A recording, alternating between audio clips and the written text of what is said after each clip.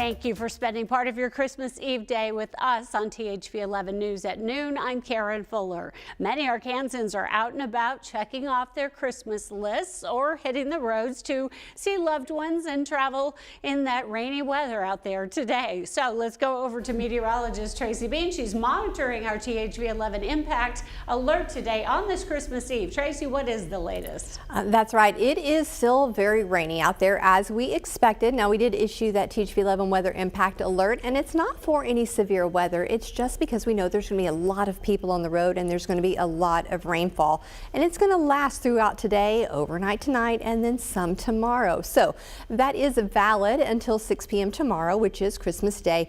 Rain and thunder are the main things that we are talking about being an impact. We could see some flash flooding with some of the heavier storms that are passing through. So if we can slow down just a little bit, of course, with all of that puddling, hydroplaning is possible, and just leave a little extra time and a little extra space between you. Looking at our radar, we can see lots of activity across the state and a few heavier thunderstorms in central Arkansas. We are looking at a little bit of a break, and as I just got back from my lunch, things started back once again, so I can hear the rain moving in once again as we're heading into the next couple of hours. Keep in mind that we may have a few areas of patchy fog, and again, we are talking about keeping these rain showers in our forecast for the day. 49 in central Arkansas right now, and we're going to take a look at what you can expect for the rest of the day into Christmas Eve with Santa's arrival and for Christmas Day. Tracy, thank you. Now is a great time to download or update our free THV 11 app on your phone so you can track the rain throughout the holiday. Just search THV 11 on the Apple App Store or Google Play. Still developing, authorities are working to find out what led to an early morning homicide in North Little Rock. Police say officers responded to a shooting call at 13th and Maple Streets shortly before 6:30 this morning. They arrived to find a man suffering from a gunshot wound, and he later died at the scene. Police are not yet releasing his identity while family is notified, but anyone with information about the killing is urged to contact North Little Rock Police. Also today, 3 men are now in custody in Crittenden County, accused of leading state police on a high-speed chase after stealing from a West Memphis GameStop store. State police responded to the theft reported at the West Memphis GameStop last Saturday around 11 a.m. The suspects took off by car, leading police on a high-speed chase through West Memphis at speeds reaching above 100 miles an hour. Officers finally stopped the car using a pit maneuver at the intersection of Martin Luther King and Broadway streets. Suspects Dennis Davis, Davion Lawson, and Bobby Logwood are now behind bars at the Crittenden County Jail. All 3 face charges including theft of property, reckless driving, and possession of drug paraphernalia. Acting on a tip, Conway police investigate 2 911 dispatchers from Maumelle, eventually arresting them both on charges of possessing explicit content involving children. The tips came from the Internet Crimes Against Children Task Force. Conway police officers conducting a search of the homes of these 2 men, 45-year-old Matthew Talley and 58-year-old Michael Reagan, reportedly discovering illegal child pornography. We're told the dispatchers have since been fired, and Maumelle's police chief says his department is fully cooperating with the investigation by Conway police. Meantime, the bond is set for this 26-year-old former Arkansas man who authorities say admitted to killing his father. Caleb District is being held on a $1 million bond, accused in a gruesome killing in Tennessee last Thursday. According to the police affidavit, the man repeatedly said, quote, "I killed my dad," during a police interview. District is originally from Arkansas, and his father reportedly lived in Conway. An update now on a story we're following where members of the Little Rock City Board leave a specially called meeting over the 2025 budget without an agreement. THV 11's Rebecca Brown was there, and she explains what's holding up a resolution. And I will continue to talk about this every week until we get something done. In a specially called meeting, the Little Rock Board of Directors met for a second time to discuss the 2025 budget. But just like the last time they met, it was delayed. The issue at hand, a schedule change for firefighters.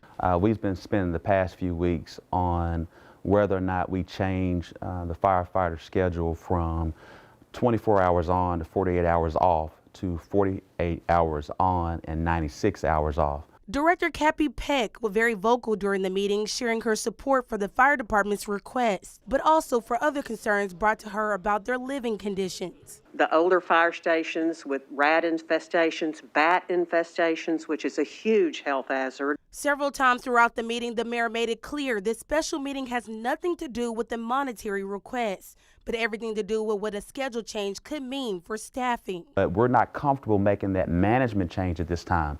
And so it's quite frankly budget neutral for us. It doesn't cost us any extra, but it does create potential workforce shortages and staffing issues along the line until the kinks are worked out. However, Matthew Stallings, the president of the Little Rock Firefighters, thinks otherwise. We're trying to do something that is fair and equitable. And like I said, we're just not there yet. We could be, but we're just not. We don't have something yet that reflects the value of the service that these men and women provide. Stallings says it's deeper than just a schedule change, but more about providing a healthy work balance for firefighters. The ability to decompress when you're off. And when you're talking about the fire service and you're talking about things like mental health and the issues and the stress that we face, the ability to decompress is everything. But the mayor says according to a survey they collected within the fire department, the majority doesn't agree on this change, but he is open to compromise down the road. If the survey was increased from 53% to, let's say, close to 70%, we would happily make that change. In Little Rock, Rebecca Brown, THV 11 News. Another special meeting is set for Thursday at noon. The mayor says if they cannot get this budget approved by December 31st, raises for 2,000 employees to take effect on January 1st will be delayed. New at noon, former president and Arkansas native Bill Clinton is now released from Georgetown University Medical Center in Washington, D.C., where he received treatment for the flu. The 77-year-old had to be admitted for testing after developing a fever at home. That's according to his staff. The illness comes a few weeks after Bill and Hillary Clinton visited Little Rock to commemorate the 20th anniversary of the Presidential Library. Clinton's deputy chief of staff says Clinton is grateful for the exceptional care he received and sends his warmest wishes for a happy holiday season. Millions of Americans are on the move this Christmas Eve and facing major delays at some airports on what's expected to be a record-breaking day of travel.